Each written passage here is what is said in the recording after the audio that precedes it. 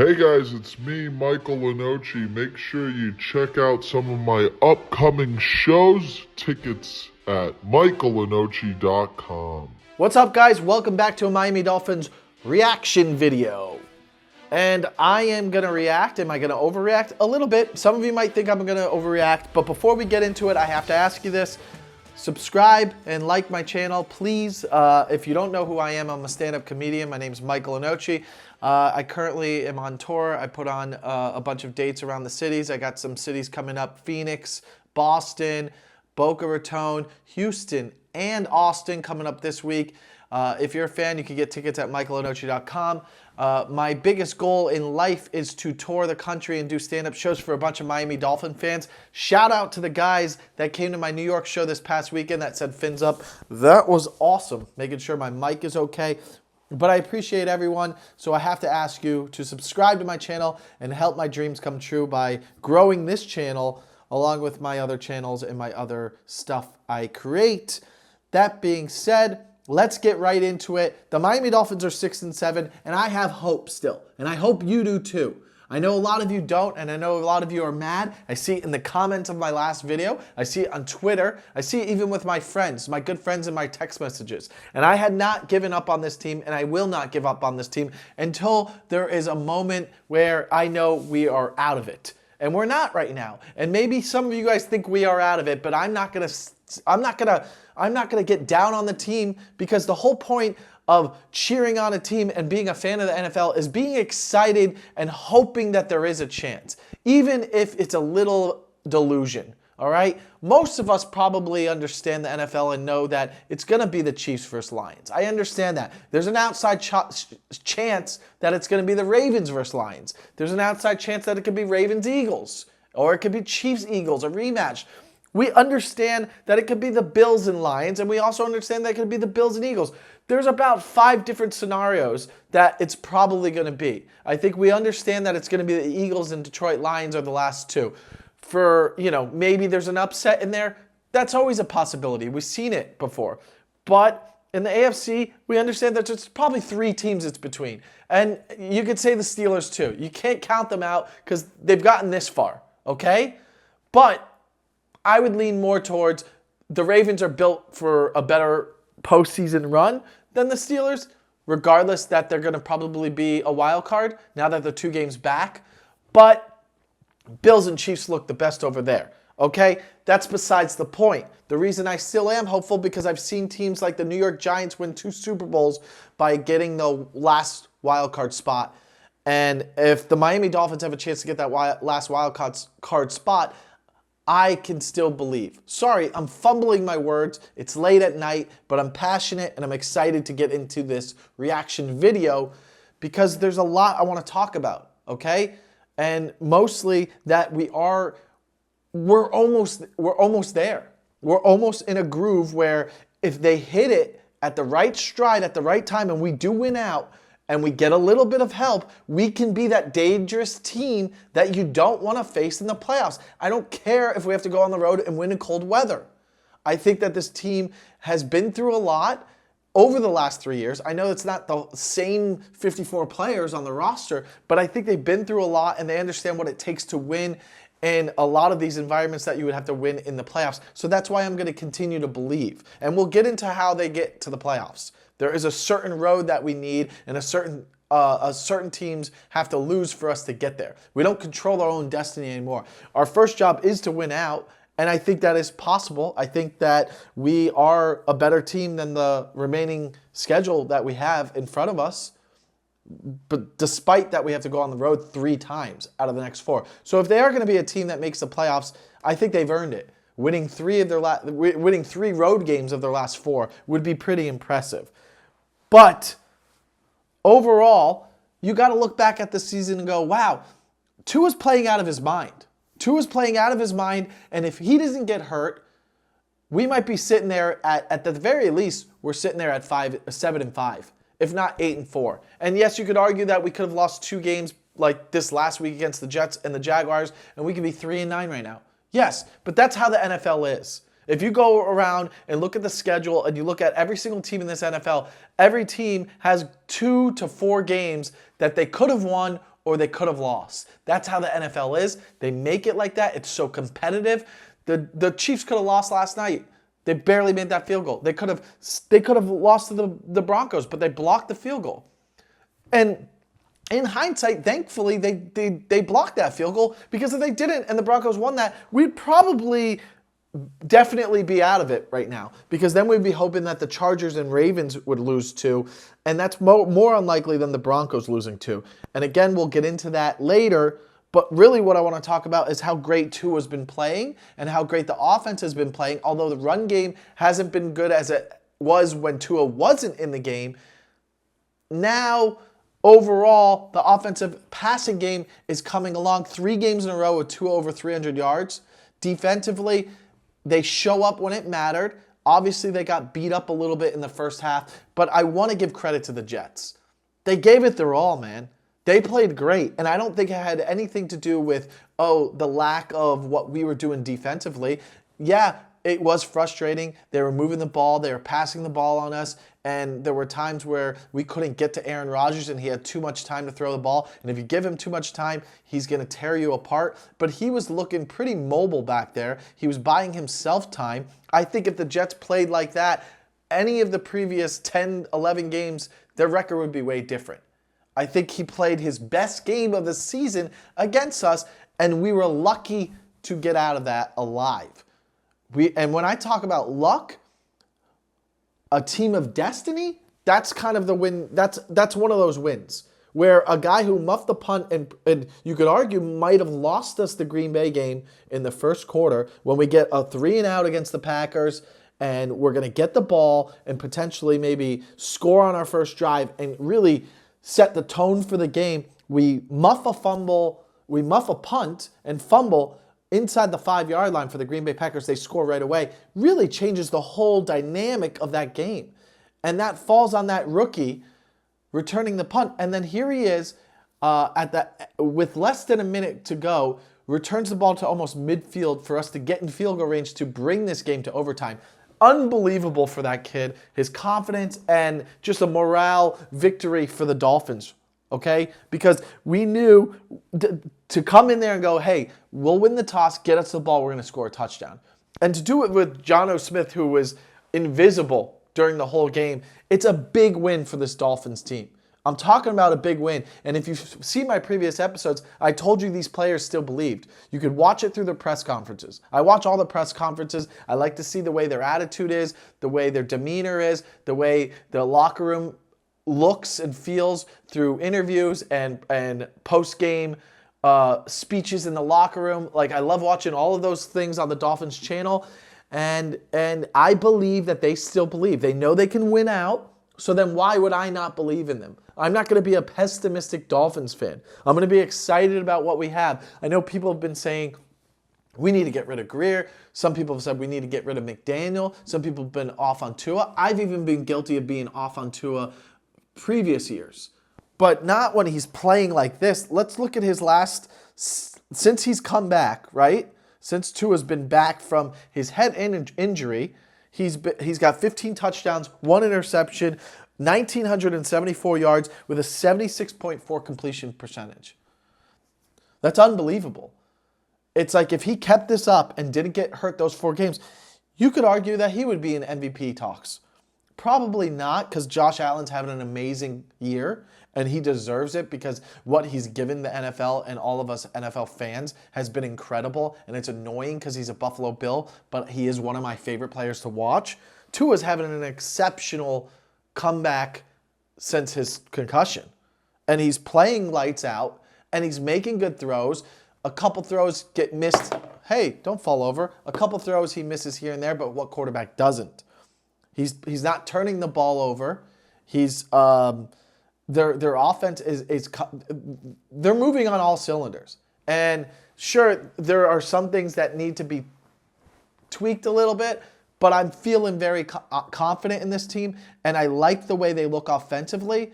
Yeah, there was a couple drives there in the second half where they went 3-and-out, and you were worried a little bit, but they overcame those mistakes. And they won the game at the end of the day. And it wasn't the prettiest win. And I will say, if Davante Adams doesn't go out of bounds on that third down, do they even have a chance? Because then they could probably bring the clock down to like with 18 seconds.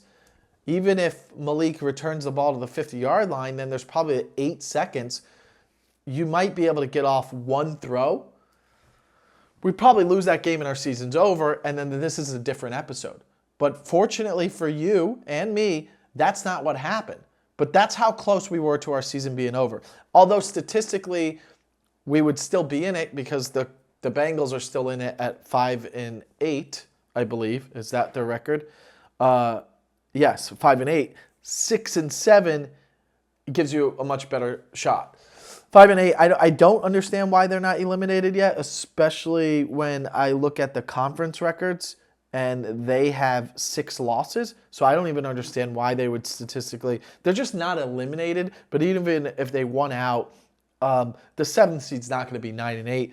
And the Broncos, Chargers, or Ravens are probably not losing 3 of their last 4. None of them are. Now, to win 2 of their last 4, that's a possibility, and that's what we're hoping for, and we'll get into that. But we almost messed it up bad. And then if we did lose, what would be happening this week? You would be people calling for Mike McDaniel, which would be stupid, and people calling for Greer like they always do, and they still are, and people maybe saying Tua's not good enough, and they still do. It's all madness because Miami Dolphin fans treat every loss like they found out their girlfriend cheated on them. And it's not fair, but Tua has clearly gotten better year by year. Now, you could argue that he hasn't won any big games, sure. But if you recall, if some of you who are older, Peyton Manning didn't win a playoff game, I think, until his 5th or 6th season. So this is Tua's 5th year, 4th year as a real starter, 3rd year under Mike McDaniel. I'm not making excuses for him. I'm just going off of what I've watched. I've watched his persona change. I've watched his personality change. I've watched him become more of a confident person. I've watched him play better. I've watched him play smarter. He's progressed every year. He hasn't gotten worse. Okay, we're still sitting there wanting him to win a big game. And maybe that's in the future. Or maybe it never happens and he has that kind of Kirk Cousins can't win in primetime thing. Maybe that's a thing. But until that narrative is created, then I'm not going to talk about it. Because right now it's just a cold weather thing, which I've already debunked last week and said, this is not a cold weather thing. These are games that you can't win. Very few teams can win. And I know someone commented, yeah, maybe they're hard games to win, but you have to win those games if you want to win a Super Bowl. You're absolutely right. You do have to win one of those 12 cold games if you do want to win a Super Bowl. But not many teams are also winning Super Bowls in this regime of the Chiefs. So, pick your poison or pick your battles. I don't know what to tell you. My whole argument about Tua and Mike McDaniel is this is the team that's going to give us the best option to maybe sneak in and win a Super Bowl, like those Giants teams that beat Tom Brady in the Super Bowl. And I think that's the way you have to look at this team. Can this team make a wild card run in the playoffs? Well, personnel-wise, they absolutely can. With the players we have on paper, people like even OBJ are going to play their heart out when it comes to big games and playoff games. You know they do. And I don't even think he'll get the ball. But you have Tyreek, you have Jalen Waddle, you have Jonnu Smith, you have OBJ, you have Devon Achane, you have Raheem Mostert, you have Jalen Wright. You have the pieces for this offense to be very dangerous on the road in cold weather, too. The O-line was the best ranked O-line this week. PFF says, what do I know? I'm just saying they are clicking at the right moment. Isaiah Wynn, I don't know if he's coming back, but he's there. Armstead said he'll be available next week. It's a big game for us. He's fighting through it. He knows there's 3 games left. He knows they're very important. Okay? Our offensive line is clicking at the right moment. Yes, the run game hasn't been as good as it has in the past, but it doesn't mean it can't get better. And I'm not really worried about that as much because the passing game is starting to open up. And I think now Other teams are going to see that. They might overcompensate, and that opens up the run. Maybe teams have been playing the run better, and then that's why the offensive passing has been opening up a little bit more. Now, defensively, you're a little bit worried about our run defense. I think we have been all year. I think teams with a good run offense can do well against us. I think that's kind of a shortcoming and something you should be worried about in the Houston Texans game. Okay? Can we get to the quarterback? Another thing we're not that great at. We can. We've made Zach Sealer's sack against Aaron Rodgers in the fourth quarter essentially is what made us get back in the game. It was a huge sack. But we are lacking pressure on the quarterback, opposing quarterbacks, and that could hurt us, especially with people like Aaron Rodgers. He made it hurt. Now, with a struggling offense like the Houston Texans, I think it won't hurt us as much, but we have an opportunity to prove that we can get to the quarterback and maybe hope he makes some mistakes and turn the ball over. We haven't produced a lot of turnovers in our secondary or just overall as a defense. We are last in sacks, I believe they mentioned. I would have to double check. But there's an opportunity to maybe get right against this team like the Texans on the defensive side of the ball. Now, offensively, I think we could do really well in a dome. We're a fast team, and this is something where we would thrive. That's why you would be like, wow, I wish we could make the playoffs, and if we didn't win the division, we are the 5th seed, you would go play the Houston Texans. But, unfortunately, if the Dolphins do make the playoffs, it's most likely going to be the 7th seed. There's an outside shot that there's a 6th seed scenario, but, again, we're going to get into that next. Overall, though, the Dolphins are in a good place. They believe they're hungry. They know they have to win out at this point. And I believe that they can. And I thought that the Green Bay game, yes, that's frustrating that we couldn't score on the 1-yard line in Green Bay. And we fumbled that muff punt was momentum. But in the end, we had a chance to maybe come back. And then people are upset that we didn't score because it was like 1st and goal from the 2 or 2nd and goal from the 1, and we weren't able to produce a touchdown, and that's really where the game was over. Who's to say we stop them and then go score again and get a 2-point conversion as well? So it's all hypotheticals. Overall, we were 2-6, and right now we're 6-7. So that's okay. That's 4 of our last 5, and we are on the rise to go 4-1 in the last 5 games. And in those 5 games, Tua's played out of his mind. Again, I'll reread since Tua's return, he is 15 touchdowns, 1 interception. So they are playing elite quarterback play from Tua. That's what he's doing. So that's why I'm excited. I want to get into some of the comments before I get into the playoff scenario, because I think that it's only fair, okay? And this is what I ask from all of you. If you have an opinion, hit me up in the comments and I'll read them and we'll discuss it. I mean, no hard feelings.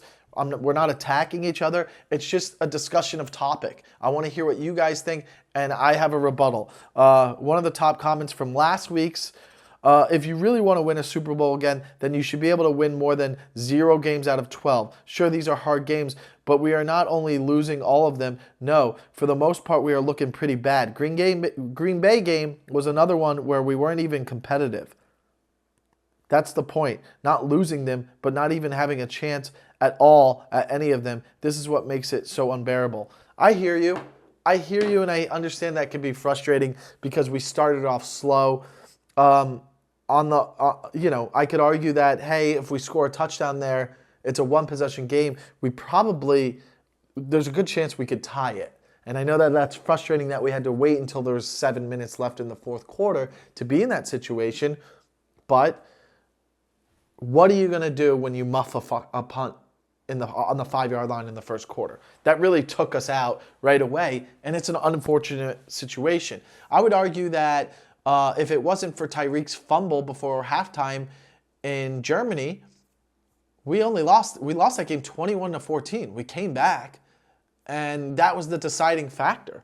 So think about that. Last touchdown they got before half was crushing, and it was from one of our star players.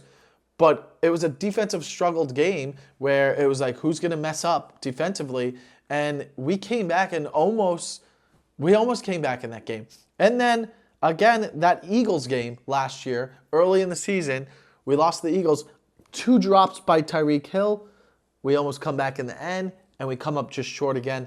I think it's if anything, it's starting off fast against these road teams, these road games in cold weather, because we fight in the end. And I think this, since McDaniel has been here, defensively on both sides, when it was Vic Fangio and with Weaver, the defense has always played way better in the second half. If you go look at it over the last 3-4 years, even back with Flores, even though from Flores 4 years ago to now, it's completely a different defense. I think there's maybe 3 to 5 players that were on that team.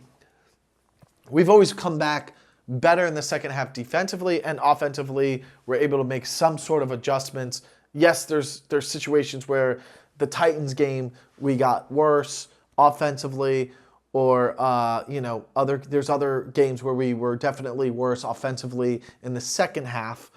But specifically with that Chiefs game in Germany, the Eagles game, and then this Packers game recently, there were second half, our life came back in the second half. We had life. The Green Bay game where Tua got his second concussion that year, we struggled in the second half where we were dominating in the first half. Who knows why, if it was because of a concussion or not. But yes, you are absolutely right. If you want to win a Super Bowl, you have to win those games. And I don't think that we are necessarily a Super Bowl team. And I know that can be frustrating, but I think that sometimes people don't see that you should be grateful for what we even have right now because of, I look at it like this. We were a team for 20 years that wasn't even competitive. Even if we were mediocre, there were some years where we were 6-10, we were 5-11, we were 4-12, and then yes, there were years where we were 8-8, 9-7, and then now they've added the game. But in the last 4 years, this will be our 4th year that I said last week that we would have a winning season, a 4th year in a row with a winning season, a 5th year in a row actually. Ever since Tua's been on the team, he's had a winning season. We've had 4 in a row. This would be our 5th. Some people call me out saying, what makes you think we're going to have a winning season? We're not even at 500. We'll get into that. My whole point is there are these small windows where you have to understand what greatness is going on. Like Mahomes is in the AFC. And whether or not people want to accept it or not, this is another Brady situation in the AFC, but even better. And maybe people will think that's not true and say, are you saying Mahomes is better than Brady? As an athlete, yes. And statistically, he's on pace to do better, yes.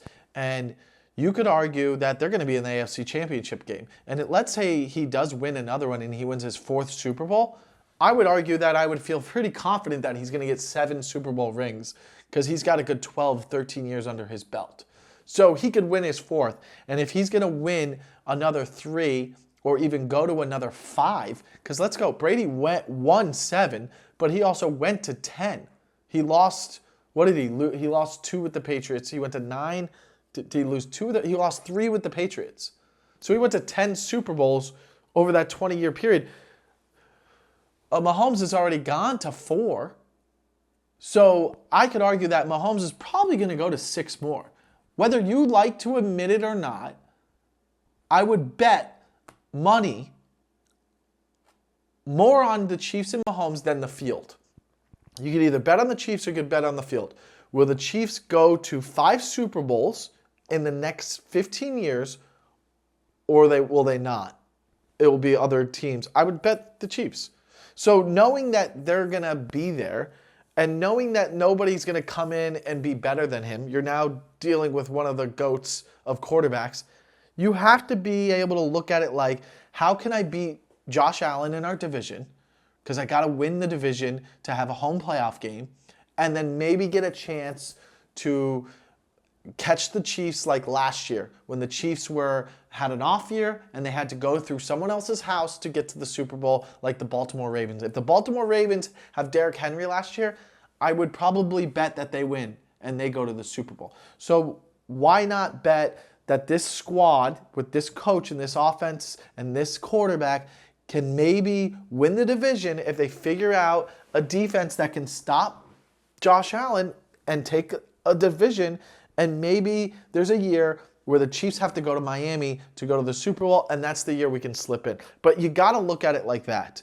You can't sit here and go, I want to blow it up and assume that I'm going to draft a young quarterback and he's going to be the next great. You want to bet that you're going to draft a guy who's going to be one of the next GOATs? Because that's what these fans are saying. You think you're going to draft a guy who's going to be one of the greatest quarterbacks of all time? With what you've seen and knowing you have Burrow, Lamar, and Mahomes all in the same conference. You know what I mean? That just doesn't seem logical to me.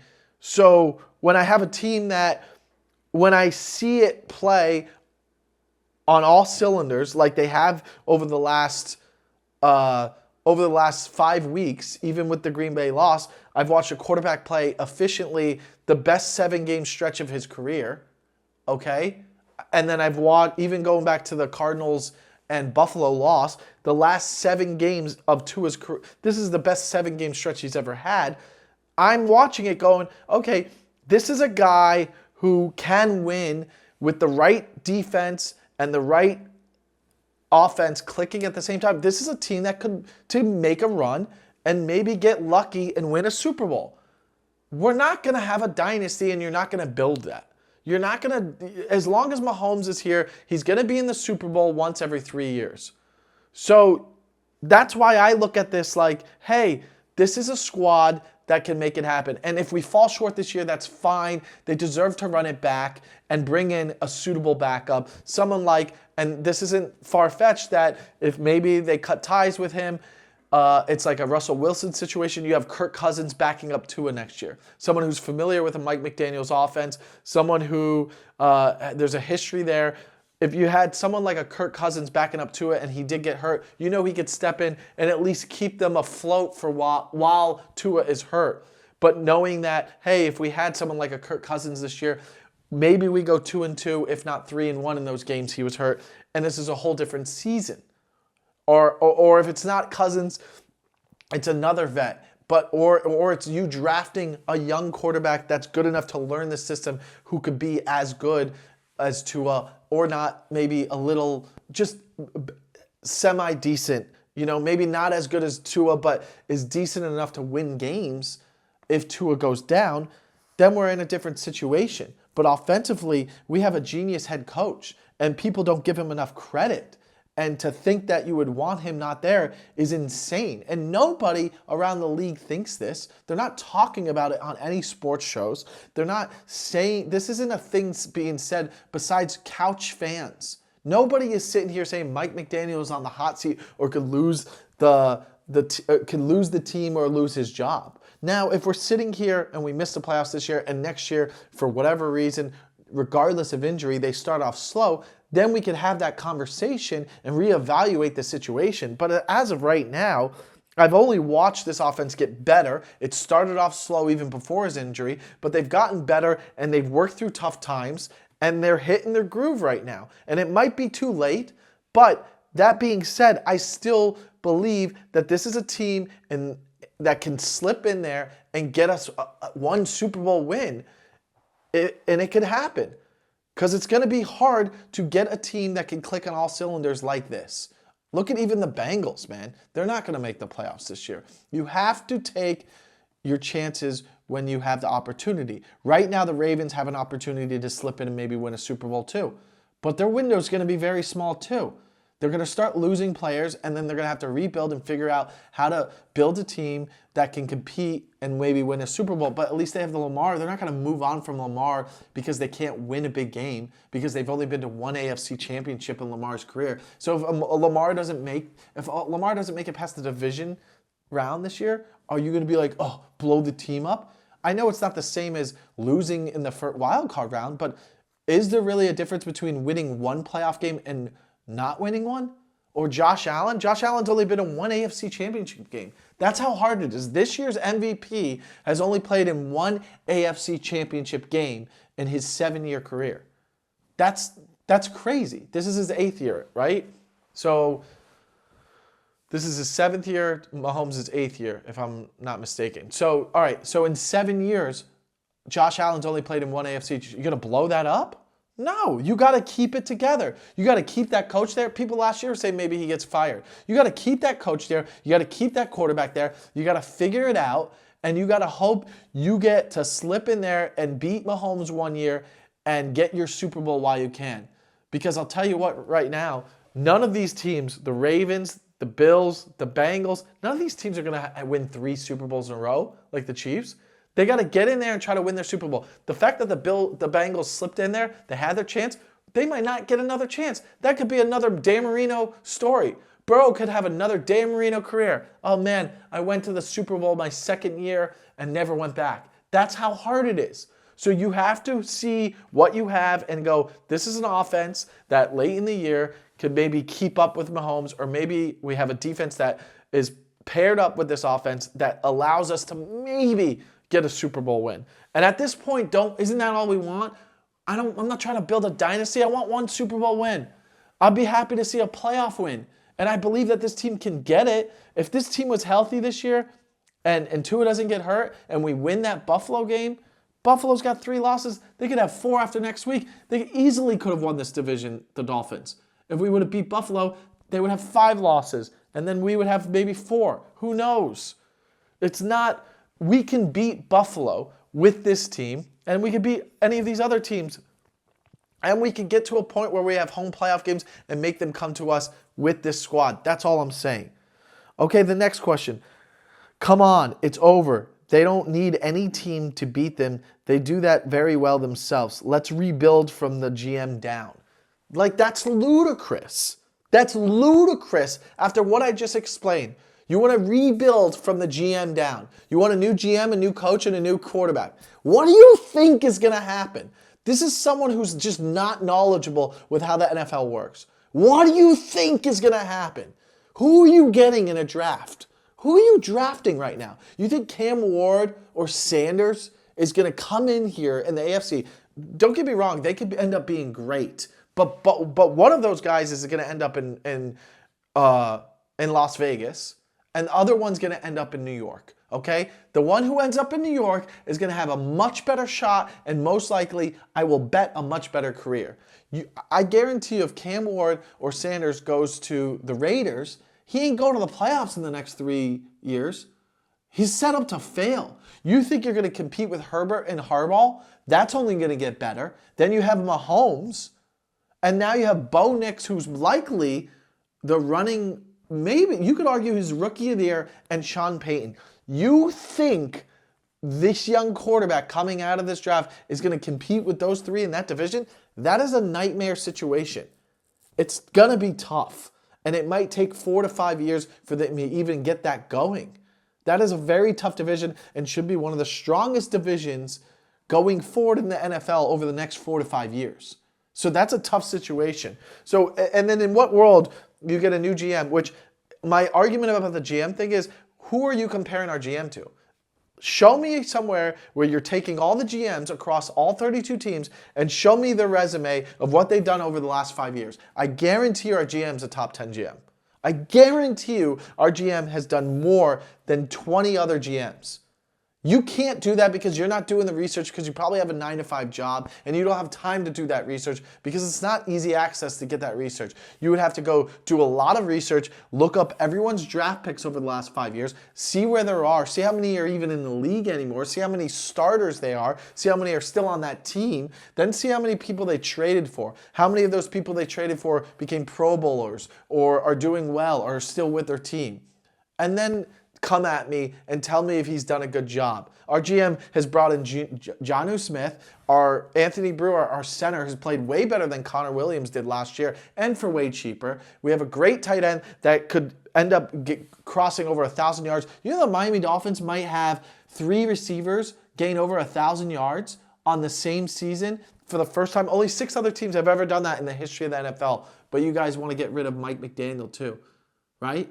6 teams have done that. We might be the 7th team. You are less than 250 yards from Tyreek getting it. You're less than 300 yards from Waddle and less than 300 yards from Jonnu Smith, from all going over 1,000 yards with 4 games left. Very possible that all 3 of them get that, and that will be something to be very proud of, that they achieve that with a team that struggled early offensively. You're going to have 3 receivers hit 1,000 yards receiving. That will be a pretty incredible feat.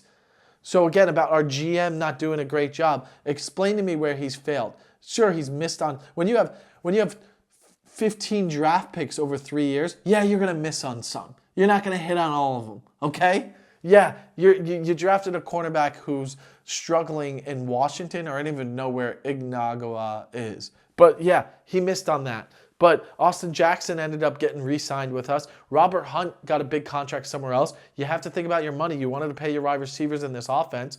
You're getting the same production out of your right guard with Liam Eichenberg. Okay, you brought in a center who's cheaper than Connor Williams. Armstead has turned out to be great. He brought him over. He's been a great leader for these other linemen. He brought over Ingold. He brought over Tyreek Hill. Jalen Waddle is going to have his 4th year in a row with 1,000 yards receiving, hopefully. That's 4,000 yards in his first 4 seasons. The record for most receiving yards in their first 4 years is 5,000 yards is by Jamar Chase, and we just saw that tonight. We just found that out. So he's he's right there in a class of players that have had over 4,000 receiving yards in their first 4 years. So that's incredible. Javon Holland has maybe fallen off a little bit, but that was a great draft pick. So we'll see if he's on the team. Who else? He also was part of the Christian Wilkins draft. Yeah, he didn't re-sign him because you don't want to re-sign a defensive tackle that wants to be the highest paid defensive tackle in the NFL. How is that going to be your highest paid defensive player in a passing league where you need safeties and cornerbacks to be the highest paid? Because those are the most important, okay? Instead, he signed Sealer, who was a practice squad guy that is going to be a Pro Bowler, that is having a Pro Bowl year. Then he brings over a guy like Calais Campbell, who's brought leadership and production value, okay? Yeah, maybe Chop Robinson is coming along, and Jalen Phillips has been injured 2 years in a row. Can't help us there, but when he's healthy, he looks like he's a dominant force. So hopefully he gets another shot. Otherwise, maybe that's his career. But these aren't bad picks. Chop Robinson looks like he's developing great. You bring over Brooks, who seems like a leading middle linebacker that we've needed finally. So I'm not sold on this GM isn't that good. So when you say, come on, it's over, we need to rebuild, you're out of your mind. Another guy, another negative Nancy. Bro, it's over. Why would you even want them in the playoffs? Every team going is way better than the Finns. Okay. You think the Broncos are better than the Finns? You think the Chargers are better than the Finns? You think the Ravens are better than the Finns? I could argue the Ravens are. I could argue the Bills are. I could argue the Chiefs are. And I could argue that the Steelers are. But for whatever reason, I think we could beat the Steelers. I think we can compete with all these teams too. It doesn't matter. I want to go because that's exciting. I want to watch a playoff game. I don't want to be negative and go, let's get a draft pick. One draft pick isn't going to change. I'd rather watch my team and be able to proudly say, hey, my team made the playoffs 3 years in a row, the first time since we've had Dan Marino. Okay? Like, what do you mean? You rather just sit on your couch and watch other teams? No, I'd rather be able to say, hey, even on a year where we had injuries and Tua was out for 4 games, we still made the playoffs, and we made the playoffs 3 years in a row, and we're a team that's that close because now we are consistently a playoff team. And if we're consistently a playoff team, that means we're consistently learning and getting better, and that we're a few pieces away from getting closer to the main goal. That's why I say that. If you don't think that way, then get out of here. Why are you even watching these channels if you're a pessimist? You're just frustrated and you're in your feelings, okay? This team is just so frustrating. Agree. It's like you see how good they can be. We're on the same page, buddy. We already are. But then they're undisciplined, and the mistakes are horrendous and crucial moments. I agree, like that Green Bay game. But then all these games we've won, we've been clean on the penalty end, and we played it a little not as sloppy, and it's been disciplined. But let me finish what you said. I try to stay positive because I really want this team to win. But watching them collapse as crucial games is getting kind of old. Bro, I'm with you. I think we have the same mentality about this. I'm a Finn for life, so I guess it is what it is until it isn't. LOL, Fins up, and thanks for the video. This guy gets it. This is who I want watching my video. I want people like this. This is J Mac Mac. Shout out to you, man, because I want more people like this watching my channel because they get it, man. It's frustrating. I'm frustrated too. But this is a team that we have to stay behind because this is going to be one of these days we are going to hit it and it's going to be like, wow, we won that big game. And it could start in Houston this Sunday. It could start in Houston this Sunday. And then here's another one. Why are you so certain that this isn't going to be a winning season? Why are you so certain it's going to be a winning season? This team isn't even above 500 in the games that Tua has played, let alone will even make it through the rest of the season healthy. As a lifelong Dolphins fan, I'm tired of this mediocrity, and this team is going backwards from where they were in the McDaniel era, not forward. Changes need to be made. So I'm saving your comment because I'm going to come back here in a few weeks and see if you're right. Fan delusion, someone says.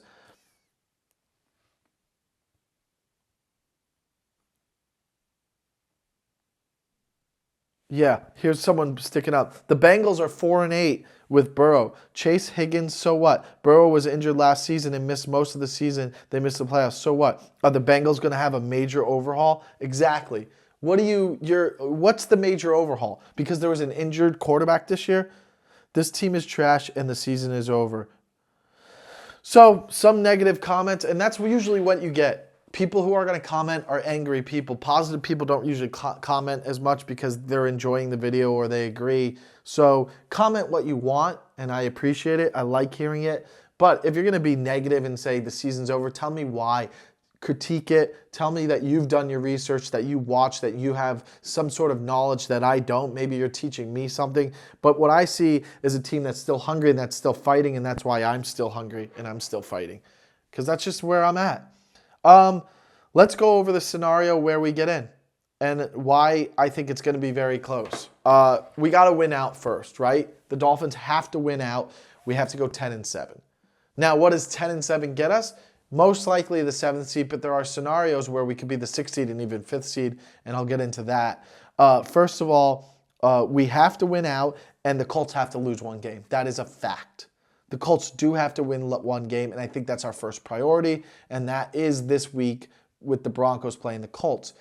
It hurts because we need the Broncos to lose too, but more importantly, we need the Broncos to beat the Colts, and the reason why the Colts' last 3 games are very, and I don't care that it's the Colts, and yes, the Colts could lose any of these games, but the Colts' last 3 games after the Broncos, they play the Broncos this week, and the Broncos are favored -4, okay? Most people think the Broncos are going to win. I think they should win. It's -4 Broncos. After that, the Colts' last games, home against the Titans, who are awful,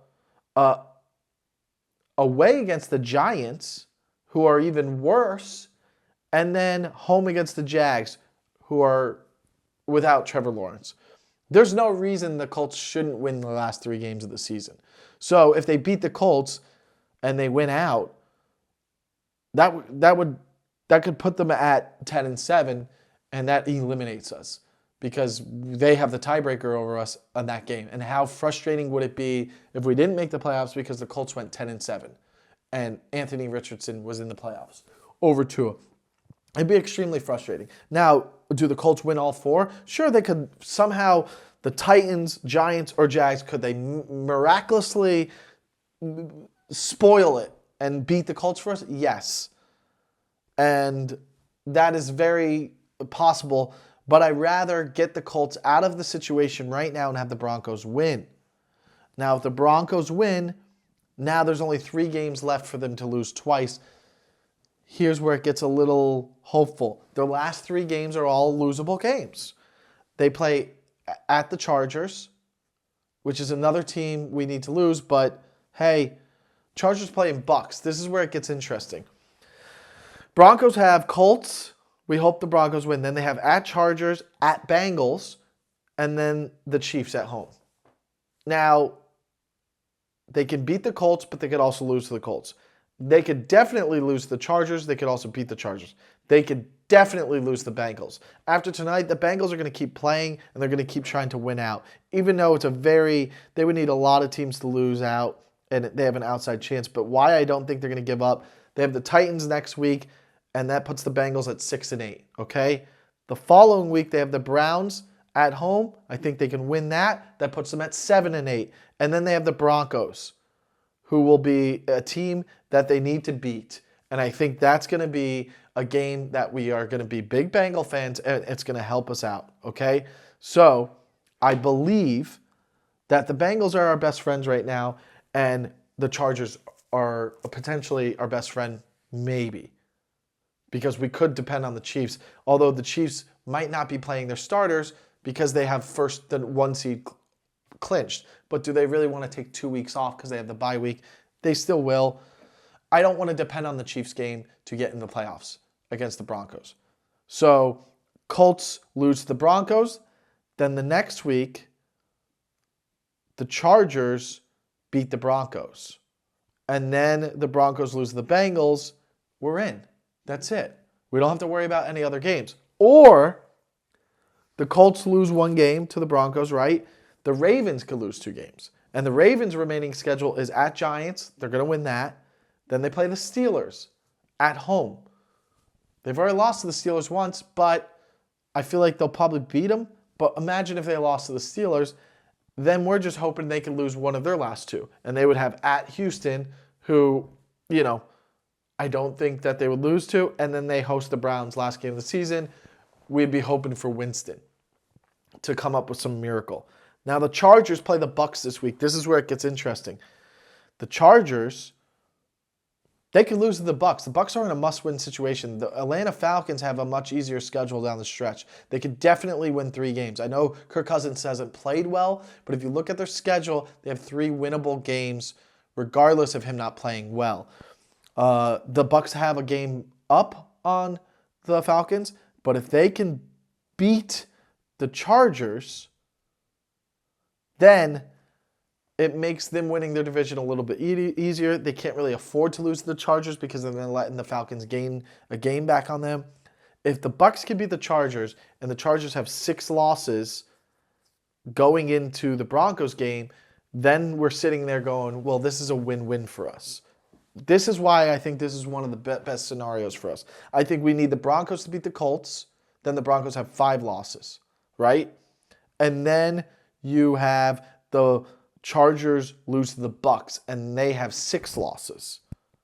So then you eliminate the Colts, and then the Chargers are 1 loss away from helping us get into the playoffs, and the Broncos are 2 losses away. And then they play each other, meaning if the Chargers beat the Broncos, then they both have 6 losses, and there's 2 games left, and we have to hope the Chargers lose to either the Patriots, Raiders, or the Broncos lose to the Bengals, Chiefs, and we're in. Or, sorry if this is confusing, the Chargers lose to the Bucs and the Broncos, then we're in. Then we're in, and that's that. And the only reason this is because of the conference record. Our conference record is 5-4. Broncos conference record is 4-4. Chargers conference record is 4-4. And Ravens record is 4-4. So assuming we win out and any of those teams lose those 2 games, their conference record won't be as good, and none of us have head-to-head matchups. So ideally, Chargers losing to the Bucs is a huge game for us and very important. Now, is there a situation where, let's say, Broncos lost to the Colts, and that gave them 6 losses, and then the Chargers lost to the Bucs, and that gave them 6 losses, and then the Colts are 7-7, and we're 7-7, and we're all 1 game back? The thing is, if the Colts ended up at 10-7, and we ended up at 10-7, we would need 2 teams to end up 10-7 ahead of us. That means the Chargers and Broncos would have to end up 10-7 because the Colts are the 8th seed right now. So we might as well get the Colts out of the picture, and then the Chargers lose, and then they have 6 losses. They have to beat the Broncos, or all of a sudden they're below us. So if they beat them, or, I think if the Chargers lose to the Bucs, then we might as well just have the Broncos beat them. Then we don't have then we can control our own destiny. That's really what the way in is. Chargers lose to the Bucks. Broncos beat the Colts. And then next week, Broncos beat the Chargers. We just have to win our last two and we're in. Regardless of what happens to the Ravens. And let's say the Ravens even lost to the Steelers. Then you're sitting there going, hey, there's an outside shot that we could get the 6th seed. Isn't that crazy? There's an outside shot. There's a lot of moving pieces here, and this is why it's exciting. This is the most exciting part of it for me. If you don't get high off this, then why are you even a fan of the NFL? This is why I like to have a team that's always in it in December. December is my favorite time because I like to play around with the standings and think about scenarios. And even if you're a Bengals fan, yeah, it's a little disheartening that you're 5-8, but you're playing around. You're going, well, if they lose this and they lose that, then there's an outside chance that we can get this. At the end of the day, if the Dolphins beat Houston next week and we are going back home against the 49ers and we beat them, we're sitting here. Even if we don't make the playoffs, if we win out, we're sitting there in the last game of the season at 9-7, and we're going, if we win and they lose, we're in. And we're watching games intensely. And it's like a playoff weekend. So at the very least, you have that excitement, and that's fun. You're watching this for entertainment at the end of the day. If you're not having fun and you're miserable and you're over this team, then don't even watch anymore. It's so fun to hope. That's the whole point of this, man, is to hope that your team can maybe have some miraculous thing happen, and you've seen it every year. That team loses, so that team gets in. That could happen. That could be our situation, worst case scenario. But right now, first things first, let's beat Houston. Let's beat Houston, and I think we can. I don't know. I'm excited, man, and like I said, until they give me a reason to not cheer anymore and be hopeful, then I'm going to be hopeful. And I hope you guys are too. And if you are and you like my channel, you like the energy I'm putting out, make sure you like and subscribe to this channel right now. And let me know what you think. And I'll see you guys next week, okay? Bye-bye.